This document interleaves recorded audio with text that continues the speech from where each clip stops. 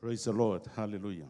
Ia vi le tua to fa filoa il tatou e kalesia au leil nei tai au fou ma lor so fo maua ma lole tawata ile tua mo no finangalo nei vai aso fa tai tatou team ti amal team fa tai fo il tatou host le to fa ya tapusoa ia por sunga ya mika meka ukia ke le kupe host so ia le tua ia Whaftai tātou e kalesia ia o ngā luenga fo'i whapenao na whea ngai me tātou le waiaso sa tuana i atu. Ia o nei tai ao ia o le a whaasolo loa tātou porkalama. Te loa pe na se luani nei minute langa le whai tātou papatisonga. Halleluia. Ia le tua. Ia o le e peia o le wha umanei le tātou a onga le tu whaasolo. Pastor ese. Ia, saola. Ia, a whaisa e lotu mai lava i le teimina wha solo mai ei le tātou serial lea po le tātou aonga. Ia, e leila se mea le ato e tau wha amatala tuai. Ia, e whaafonga pe tātou ma whaalongolango i le mana o le anganga pa ia ta i tātou sauninga nei tai au. Ia, whai oi lau tuspa ia o na sue lea i le mua li oane a lona mta upu e wha. Mua li oane a lona mta upu e wha. Foi upu e fitu. Sorry.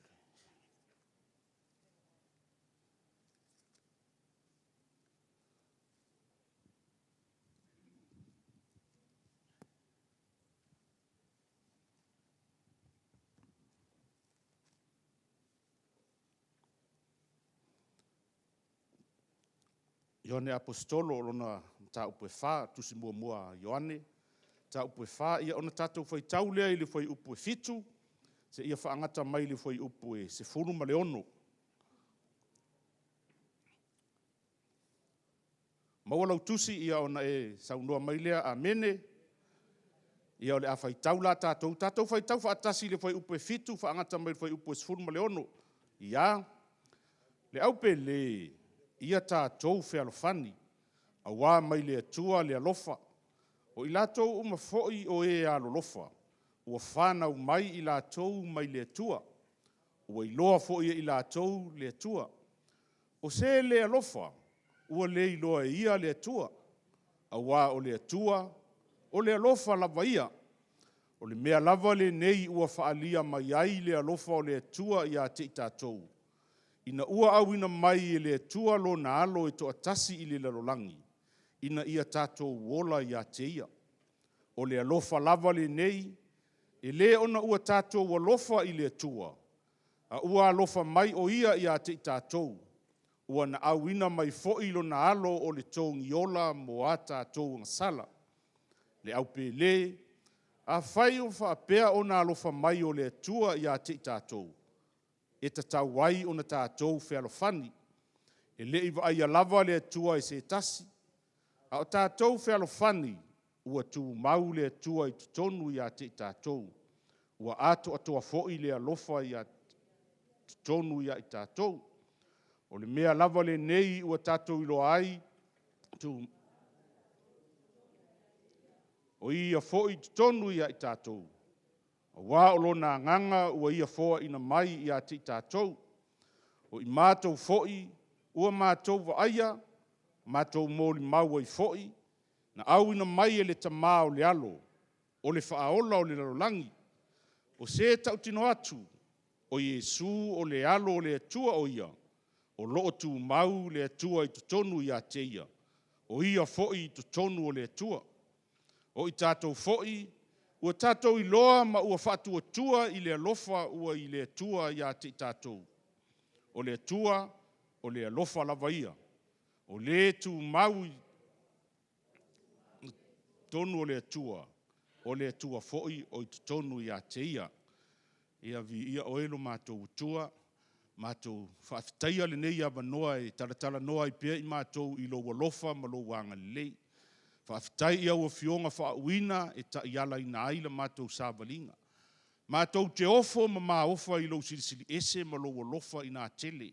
Ona o au fionga o lo tala mai ai lo matautia o lo sirisiri ese ma mea umana e whaia lo mātou tamā ia mātou wala au ia te oe tātou ma oe nganga pa ia tai mai la tātou mafutanga nganga pa ia a mataina oe la mātou share le nei tai au se upu e au mai wha manatu mo I mātou wha I wina e oe mea uma fo I pea le vi inga I lau fio ona o Yesu.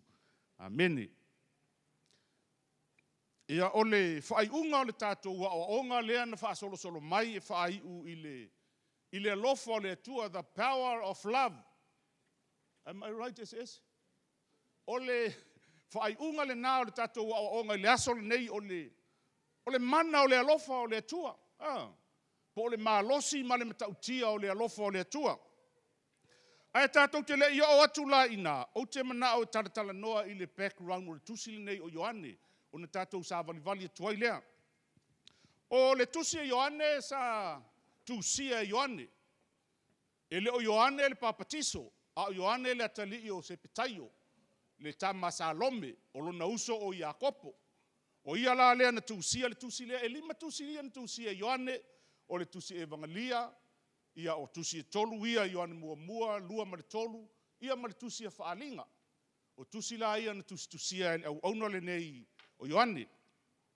E iai se mafuanga na mafuai o na tusi e Ioane ia tusi nei. Ile urua I taimi o le ekalesia. O amata ona taape le ekalesia ona o sauanga. Ona tusi lea o Ioane I le au fatuatua po le au kerusiano. E wona I le au kerusiano pe la patai le au kerusiano. Ia o onga se po o tala inga se ale au ane te keriso. Po tangata o lo lato fa se ina le tala le lei. E leo wha apitol tusi e Ioane I se ekalesia. O lo wha channel, o le channel langa tusi lea mo le au kerusiano. O e wha tua I le tua. E wha manatu atu iai. Auane I wha se ea o tou e le au moli maupelo. E au anitike riso o lo whioai ma le lato talitonunga. O le talitonunga I le nava I taimi I senturi lona lua o le kalesia. O le talitonunga le taua o le nosi. E sau mai le upu fo ilea o le knowledge. O le talitonunga o le malama o tangata. I se eisi wha upunga o le gnostic. O lono winga o le talitonunga e le o se talitonunga moni. A o le talitonunga mai le malama o tangata. O le nā talitonunga. Na lato whapea mai. E le moni e le o Yesu se alo o le tua. O le talitonunga le nā whai mai le nā talitonunga. O le tino le nei. E le anga. Ai o le anganga le tutonu e le lei. E le aila se mea o iai e pule a le tangata i e lona tino. O fea le mea e alu e whaatati ai le tino. O fea le mea e alu e whai ai le tuina nau. O fea le mea e alu e whai ai mea manao i le tino. E le a whaina. Ai sea, le anga o le tino o lewa aia. It's a meta. Ai o le mea e whaataua i lato. Wha mai o le anganga. E le palapalala le anganga pe a alu le tino e whai mea ia. Nga al kingo lava. Ai o le anganga wha mai lai o kei le anganga. O lai ai ma le anganga. O le isi vahenga I le talitonunga lea I le taimi lea o Ioane. La tau talitonu ai whai mai. Ina ua whapatisoina Yesu. O ina papatisoina Yesu. Ioane le papatiso. Le lei te le tātou. Wha mai le taimi o le papatisonga le malama mai tātou nā fio mai ai le anganga pa ia. Ma whaafonga ina ai le si ufafonga o le tamama whaapea mai o lo uatali I pele le nā. Ia o tau whaalongo I ate ia. O na whai mai le o le talitonunga le nā. O le taimila le nā whaatoa a pia mai ai loa ke riso. O ke riso la whaatoa a pia mai le taimila nā. Ina ua o I le taimi na tatalo ai Yesu I lunga o le maunga o kene se mane. Ua afu toto o ia. O na whai mai le o le talitonunga le nā. O na alu ese ai loa lea o ke riso. O le tangata la lea na alu I lunga o le tuunga mau a I lunga o le saa taulo. Alu wifo o le tuunga mau to e tu manu malo mai. E le o ke riso la le nā. A o Yesu. O talitonunga la le nā le tusi ai Ioane. Whamai Ioane. Le au talitonu e ma le au whatuatua. Ia o tau mā tahala I tapua inga nā. A whai sa matautia le nau nawo Ioane I le nasen tuli e wha malama mea ia I le au kerusiano ma le au whatuatua. O le matautia fo ilane nai au maia I lo tātou vai taimi. ia tātou malama le iai. Ma tātou mautinoa le mea moni. Tātou mautinoa le aonga moni. O le ale aonga moni, o le atua le tamā, le atua le alo, le atua le anganga pa ia. E le aisa sina te suia lo tātou talitonunga le nā. Le anga e tele talitonunga ua mai, o Yesu lava o le tamā le nā. Tele talitonunga lea o tātou whaalongo iai. Mai e le aisa tamā, o Yesu o le tamā, o Yesu o le alo, o Yesu o le anganga pa ia. Ai o se wha manatu mo le tātou e kalesia ma le tino kiriso. E le ai. O tali tonu tātou umalava. O le atua le tamāna au ina mai le atua le alo. O le atua le alo na fio atu ina ua maea na misiona. Ai au ina mai le anganga pa ia. Le ai to tonu o lausunga ma lausunga. O lo o tapasa ina ai tātou ia so umalava o le tātou sāvalinga. O mela ia lena na unau Ioane. Fe mai le tala le apostolo Paulo ile. Suma lima Roma foi upe wha. Fa mai na tūsi a foi mea ia na mua. Ina ia o mai ai ia i tātou. Ina ia tātou maua ai le wha moe ile e ono sai. Le wha mawhana mai ai tātou tūsi ia. Nā ala lana tūsi mai mea ia. E le wha apea na au e le nāsen tūri. Au le mori mai le wha au mo i tātou i le tātou taimili nei. O lona winga le ka le sia. Ia tātou mātala. Tātou mātala. I tele tangata ua whaaseina i au sese. I tele tangata ua whaaseina i au onga pepelo. I tele tangata ua o ese ma le tua ona ua maa losi mai le anitikeriso. Ma e pepelo ma au onga sese. Whamai o ane, le tusi o ane, whamai o ane. O lea ua o mai. A whaina o mai le sene turilna. Lea whai ua o mai tātou taimi. O le mela e whai e tātou o le mātala. Na won la Ioane le au whaalongolongo. Ina ia mātala. Ele ngata ina mātala i tangata ia. A ia tū mau pēa lo lato tali tonunga. Awane i whaoa e se tasi. Awane i ave sea e se tasi.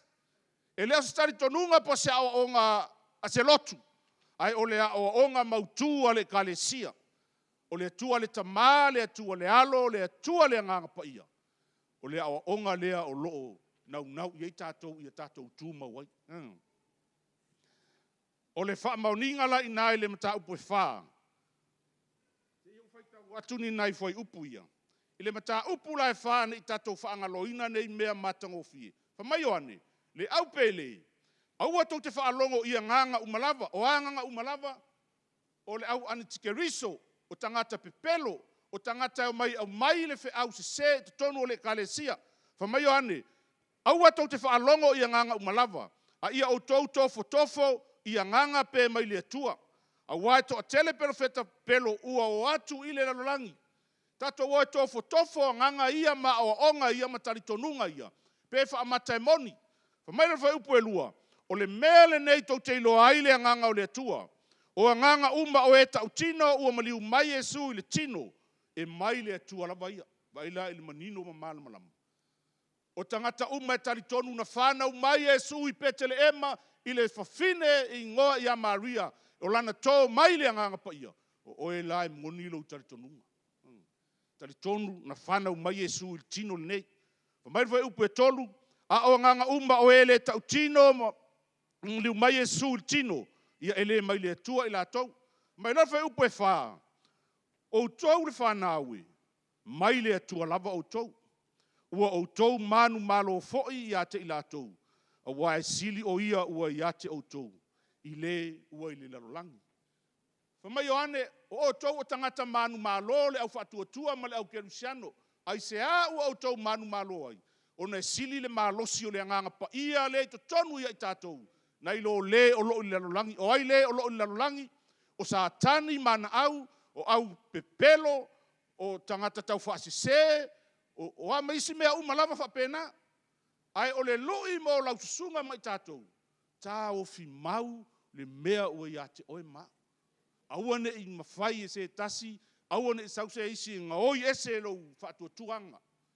Awane i sause isi e whaavalea oe lo tali tonunga. Awane i avea upu sua malie ma upu whaala e au mai tangata. Ma mea toi mimilo e se ailo waa o le sao le mea lea nga i ai. Alo pe luma lo va, alo pe luma, a ngai pe luma lo tali tonunga. E tele tangata e o mai e fōlinga mai e tutusa o onga.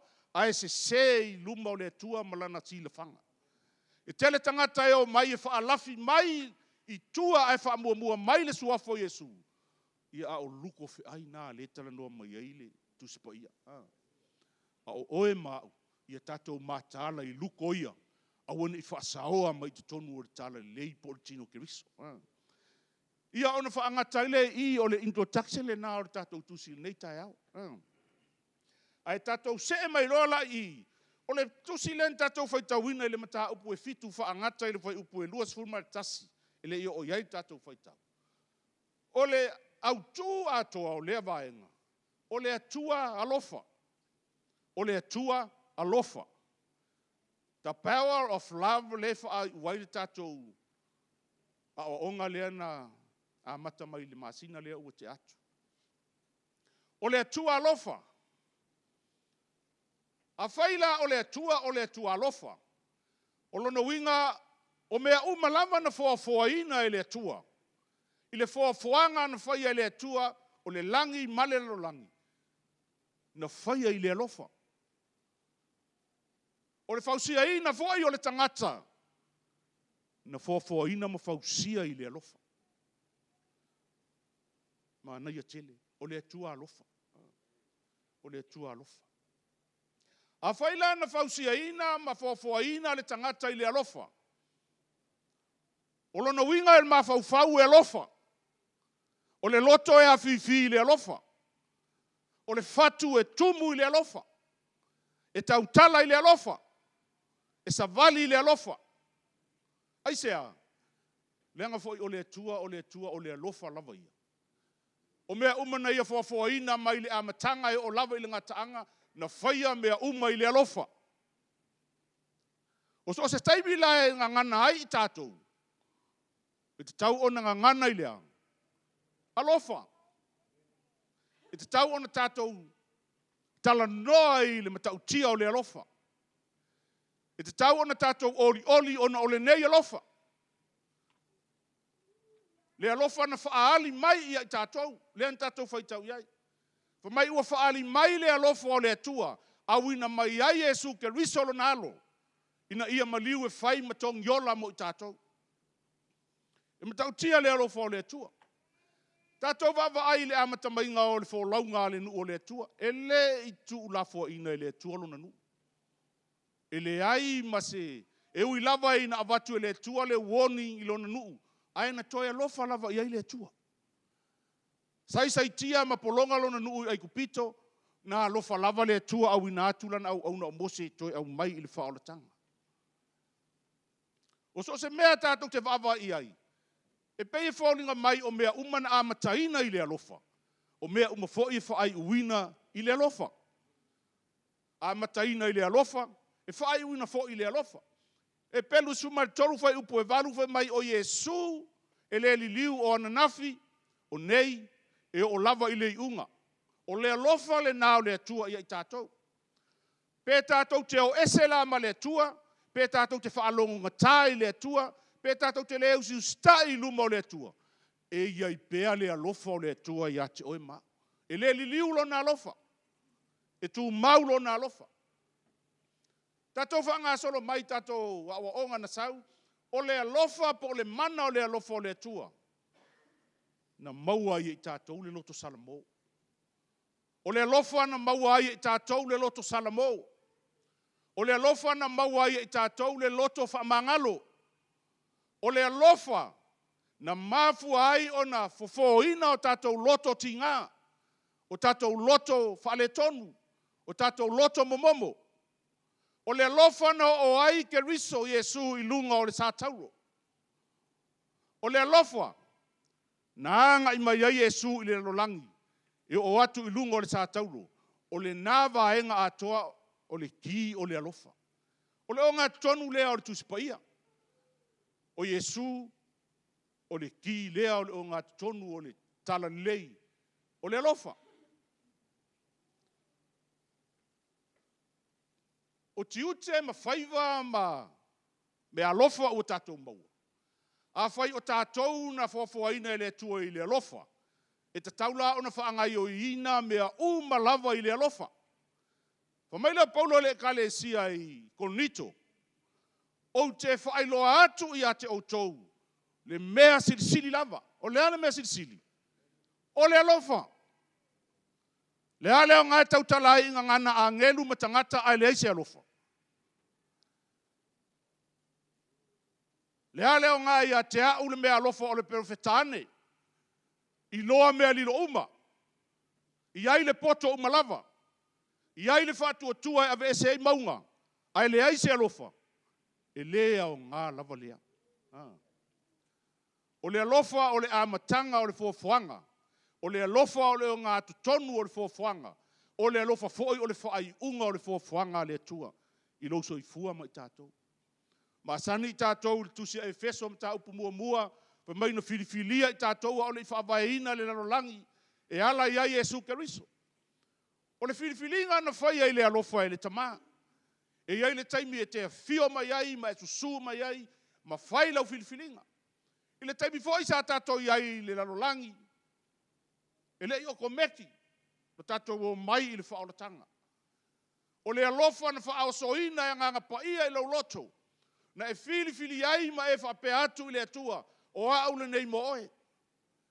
E le i una ia oe se tangata e alu luma, ai ona o le alofa na wā le atua. Na mafu ai ona e alu i le whaolatanga ma whaolaina oe, whaolaina au.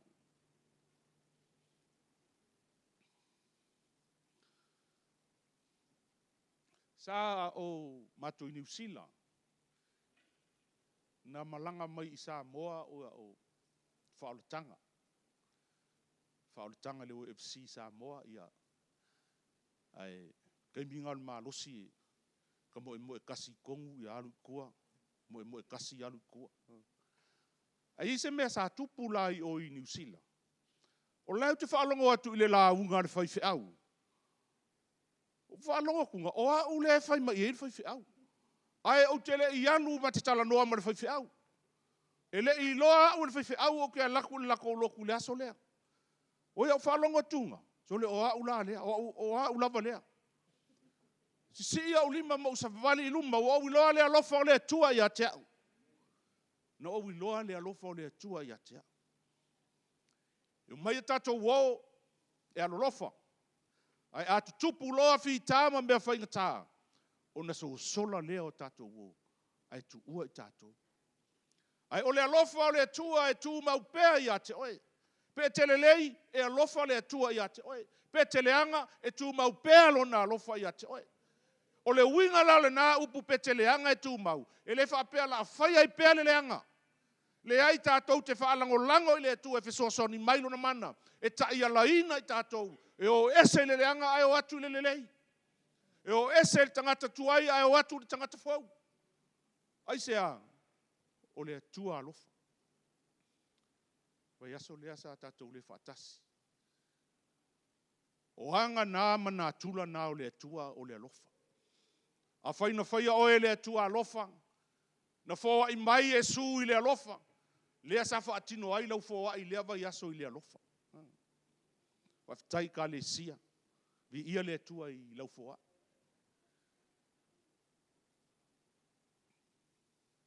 O le alofa. E le whaia i se mea e whaali mai. O le alofa.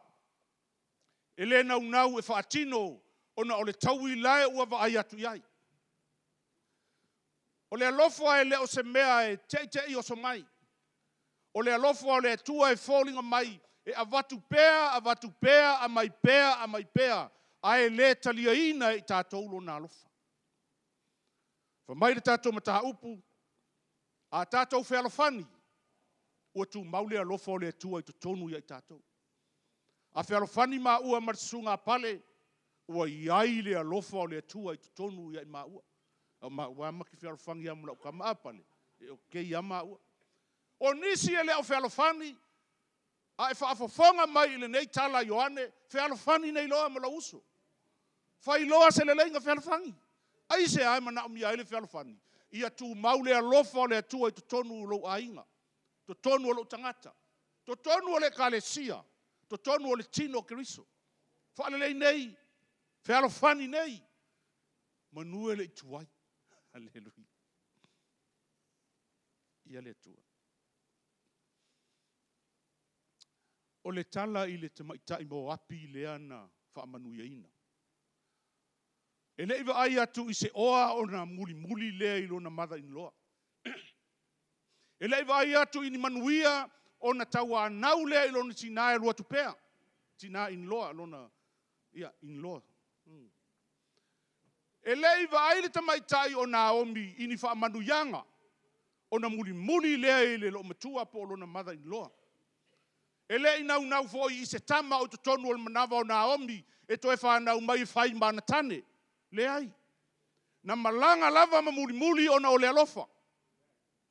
O whea tupunga mai ai le alofa. Se fulu tausanga o iai le a inga le tonu o Moapi. Le tala ua masani. O ese mai petele ema eli meleka ma to olua ma tama to olua. O whai to olua ai tama e lua. Feoti ai se fulu tausanga o nonofo. O le nā umi, o le umi le nā o mori pau pea ia le loo matua o nā umi. I lana whanau in loa si. E whawhawhea tātou. E fia se umi o tātou mafuta ma tātou in laws. Koru se fulu kausanga, o tātou mori mau i tātou in laws. Iei le keilo anga e whailau ngā lue. O le ala lea na fiu ai ia le loo matua o ruta, a o Naomi, e whai atu i a ruta, e ui na whai ia o repa, ai sa muri pēr ruta, o na iai le mea lai manao iai ruta e le o iloa e Naomi. O le ale mea lai iloa e ruta. Na iloa e ruta iai se atua lofa, na ia foafoaina le lalolangi le atua leo Israelu, le atua o tamaitai o Naomi malona tolua. Na iloa le ruta e le atua le whaivavenga, o le atua e lofa. Ma muri taipea. Wa mai le tala a Naomi. Toe foi nei. Ia la alua sanga muri mai lava le ko yengi kama a whanga ngau foi kama. Ia, ko aka i whaapea kama o uro whaapea. Lunga. Ai, o le mea maa nei i la ai i le tala lea. O le fi nau mai a ruta. O mai ruta, Naomi. Aua e ke kaua ngau mai a ke au te foi. Aua. Aua e te whai mai o te foi. Anga o se tātou Samoa. Anga whai aku a foi loa. Anga whai aku a, hallelujah, praise the Lord, thank you. Give me another chance. Hallelujah. Anga whai aku a vea ia. So foi langa le i wha au singa leanga. Le ele oa ua whako i foi o le sivahenga. Ana whaapea tātou. E le alofa i le atua. Na ona whai mai e foi loa. Ua foi o le tala vau. O le tele le sivahenga lea. Atiui. Ia le atua. Whawhitai i le atua i lo nā alofa. Na muri pea nei teine. O na iai se mea le leina i loa i le atua. O Naomi. O le tua e lofa. O le tua e whamaoni. O le tua e maua ai manuia. E le iwa ai i se tangatupe a Naomi o na muri lea. E le iwa ai i whale ke kele o ngā omi lai o i petele ema o ngā muri lea. E le iwa ai i whamanuianga i o i petele ema o na muri lea. Ai na muri o na ole alofa. Na muri o na ole alofa. Ma nei o tau tinonga nei tina. Lu tatou maasani tau tinonga a ruta. Mai o le mea e te alu iaia. O te alu ai fo. O le mea te nofo ai. O te nofo ai fo. Se awha iaku au wha uma mai o kou.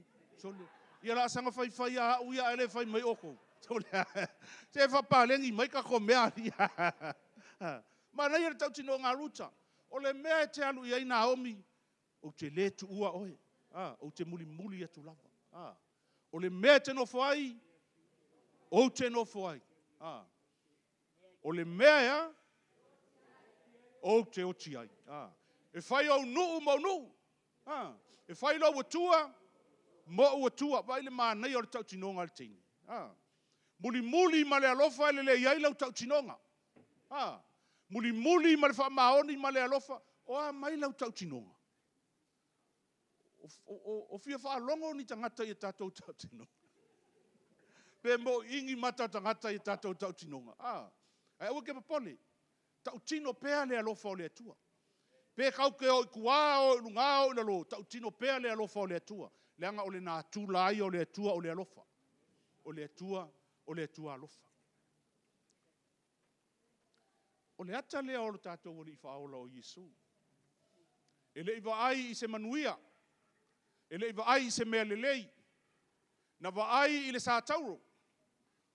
Whamai Yesu i a sākaio. Sākaio. Ua o mai le whaola tanga i lo a inga i le aso le nei. Na whawhea o na sā ili le whaola tanga Yesu. Whamai Yesu ua o mai le whaola tanga. O le are sā ilinga o le whaola tanga. E whaatino ailo nā lofa. Na sā ili le sā tauro. Sā ili atu i le sā tauro. Alu ifo i le tunga mau. To e tu manu malo mai le aso tolu. O le sā ilinga le nā o le whaola tanga o sā kaio. O le ata fo i lea o le tātou a inga ma le sā ilinga o le tātou whaola tanga. O a mai loa lofa i le atua. O a mai loa lofa i seo a inga. Seo whanau. Ma o tātou au a inga lau tele. Tātou wō mai māsani. Whaau pēa le alofa le nā. Whamai tātou mtaha upu na tātou whaasolo mai ai. O le alofa e maua ai le loto salamo. O le alofa e maua ai le loto salamo. O le alofa e tupu ai le loto whamangalo. O le alofa e tupu ai le loto whamangalo. O le alofa no o ai ke riso Yesu i lunga o le sā taulo. O le alofa na malo lo ai o tātou loto momomo. O tātou loto ti ngā. O tātou mawhatianga. O mea umalava na saunia e le atua e ala ia Yesu. O le alofa. Ina ia alofa ina oe. Alofa ina. O le nala alofa tātou te alo alofa ai i le atua. Ma ia alofa ina ai tātou tangata. E le ai se mea whaapea o te alofa i le atua. A uarufa aita tangata. Amalia. A whai e lofa maalia i le atua e te tau fwoi o nā lofa fwoi ma maalia i tangata. A whai e lofa fwoi lau sunga i le atua e te tau fwoi o no o lofa i tangata. Ma whai wa i tangata. Tatou alo lofa i le atua. A lofa ina oe ua tatou maua le whea alofani o na whai mai leo Ioane. Ua tu mau le alofa o le atua i te tonu i tatou. E le tu e mawhai se isi o na abesea. E le whaamisa le alofa. E le whaamaualunga le alofa. E le whetuiai le alofa. E le tauemu le alofa. Ai anga malu ma onusai ma file mu le alofa. E le finau le alofa i finau ngai vevesi ai le mea. O le alofa i whaapalepale. O le alofa na te aulia mea uma. O le alofa e le iai le tino keriso. O le alofa e maua ai e mawhtanga ta male oli ma le fia. O le alofa e manui ai ministry a le Hosanna. O le alofa le atua e le o se alofa oe le o se alofa. Leanga o te alofa ngata ma uma. O tātou alofa e uma nei. Ai o lea alofa tātou te maofa. Tafe mai le alofa.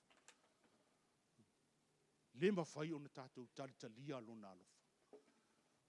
Mai tā vita e ui lava ina o sa vali le vanu le oti. O te le fe lava i se mea leanga aisea. O lo o iai lo o tua alofa i leo malave ai. Ma pui i a te au. O whea le mea o te alu i ai pe o te alu sa sae pe o te alu sa sifo. Pe o te alu inunga pe o te alu le lo. Pe o te alu te lafi lilo ai. E le ma whai o na nā tia au. I fofonga alofa o lo o tua. Tala na tā vita. Tatou a inga e kalesia. O lea lofa o lea tua e matautia. O lea lofa lea na o atu ilungo le sātau. O le whata oto i le mta upo suma le tolu mātaio. Wha umai tatou shea ni tai au. O loo iai se tala i le whanua na nātia ai le o loa tāua. Whamai ua watu tangata maua le o loa tāua. O na tango lea ua na nā, ai alu marifia. Alu lea marifia whamai ua alu whaatau malava na mea. O na toe foi mai loa lea. Sau loa whaatau le whanua. E lei whaatau e tangata lea le o loa lea na ia nātia. Na ia whaatau le whanua. O le o loa lea na nātia. O le ata le nao le nu o le tua i Israel.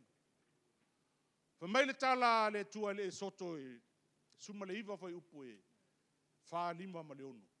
Whamai a whai tau te whaalongo i a te au ma tausi i lau polo inga. O te whaia o tau ma o loa, ma oa tele, ma oa tāua nu uma. O le oa la lena nā tia le whanua. O lo whaatusa le nā i le nu o Israel. Ai sau le tangata na maua le oa alu, whaataua na mea malava. O na alu lo le whaatau mai. O le whanua, i le tala le whaataoto e sifuru maritolu lea ua masani hei tātou whai upu e tolu fitu maritolu valu, o lo whai mai ai Yesu, o le whanua, o le lalolangi. Ina ua maua le tangata lea le oa, po le oloa le whanua. O na alu lo le whaataua na mea malava. Sau lo le whaatau le oa.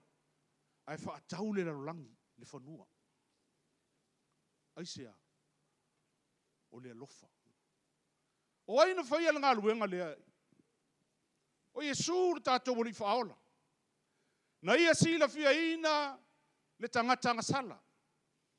O na ngai mai lo lea maua loa le nuu o le tua po le nuu o Israelu. E le whaalongo le nuu i ateia. E le ustai le nuu i ateia.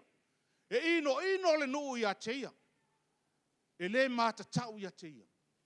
O na alu lo lea whaatau na mea. O ana mea na whaatau. Whaatau na ola. Whamai o ane, tu ina atu e ia na ola. E sui ia na uo. O teimi uma tātou te vai ai le ata o le. Sa sawina o le sa mala i lunga o le whao, i lunga o le kāle varia. Tau te whaalongo i nai le alofa. Every swing of the hammer said love, love, love, love. O le alofa. O le alofa na tali tinga ai le tuinga o na au i le pale tui. Ta feifo le toto i ona fōlinga ma lona tino atoa o le alofa. Tui i ona lima ma ona vai whao o le alofa. Tui i lona i tū i le tao o le alofa. Tatou e kalesia. E ui na fōlinga mai e whaingo fie le awala o le whaoletanga. Ai a tatou vava ai atu i le sātau. E le aise isi fia o i ai i le sātau. O aise na te tālia ia tinga. O aise ma whai ona ia whaasoa ina tinga. E le aise isi. Ua na o le tātou o li i lava o Yesu Keriso. O ia o le alo wha pele o le atua. Na maua loa le oa. Alu loa wha atau na mea uma.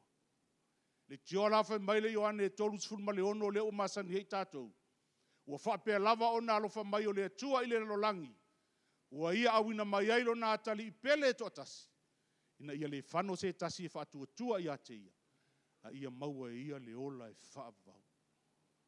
O le alofa na whaafua i nai mea uma. O le alofa na amatai le whaafuanga.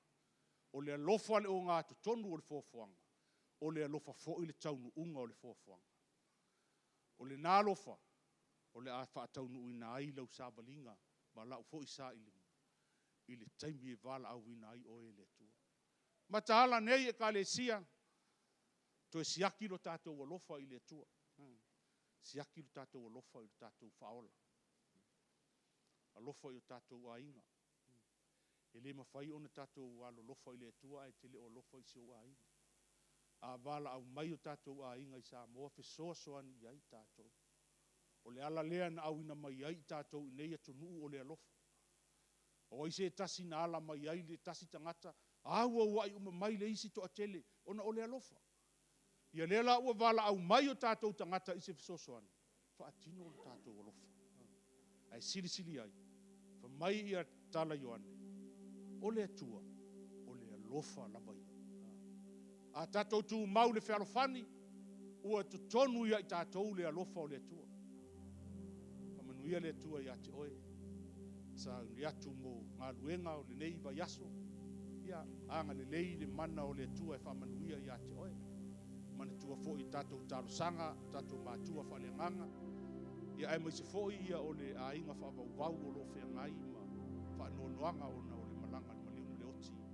Au na ia mātolo. Mana tua tātou kalisi. Ai. Mai e pēr tātou tūla i mai nei tai au.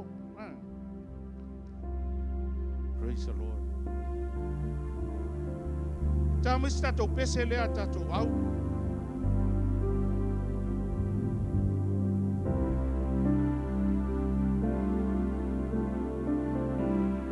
Ise mana o lia se talo sanga.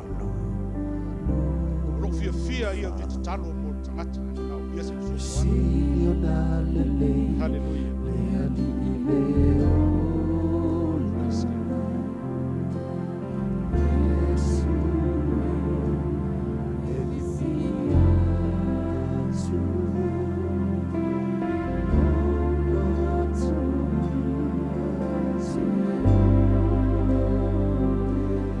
Sia lo fai sini le lo fo le rio Yesu. Lo fai mafana fana ai tato. O le lo fai ulele ai tato me fai. O le lo fai mautu ai tato filifilinga. Leanga o le tua o le lo fa la mai. O lona na tua lea ele avesea. E tu mau bea ia tato. Hallelujah. Pese mai ei tātou team. Hallelujah.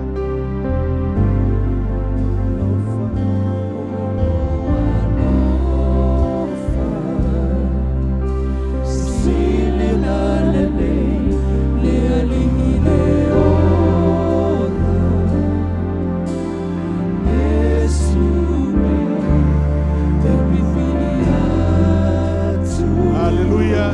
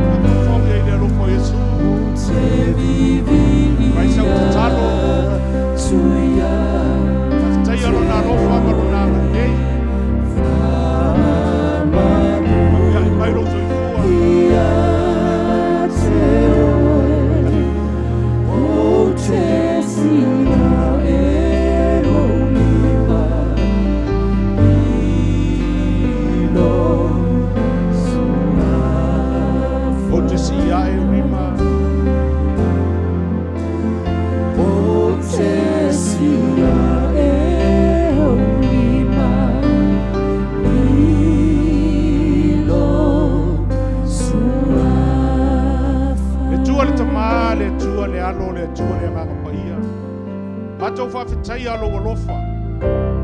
Share mai nganga pa ia matou te sava vali ai ma matou. Vava ia ile matou fo longa alofa nei. Te ma ia alofa ngia lau kalesia. Alofa mai oe pisoso ni mai lo mana. Fa wa bea le tatou mafutanga e ala ile matou alofa ia te oe. Alofa yo matou uso. Matou mau le fea fan. Ona tu mau leo lo alofa i tutonu ia matou. Manuia lau e kalesia lo matou tamai. Faiva matiuti o nei vai aso. Manuia i whanau a onga, le au whainga luenga, le au whaamuli fale lo matou tamai. Ia manatua lo matou tamā, fo mai apostolo marwhanatua, matou te leo mafuta. Whaau atu iai au whamanuianga. Manatua fo i le ainga whaavau lo matou tamai o no le wala au o lau tio. Au auna ia patolo lo matou tamai. Mafana fana tu yai lo nga. Tu mau mai lo lofa i lunga ia i matou umalava. Ma le lofa muti vale o le atua le tamā. Ma le mafutanga fa awa upea ma oe nganga pa ia. E o i le whaavavau lava. Amene, amen. Ia, vesa upati e vi iai le atua tātou rana mai nalo whaafitai lava. Sunga pale, isi mea pale, wiri. Ia. whaatasi le tua mo oe.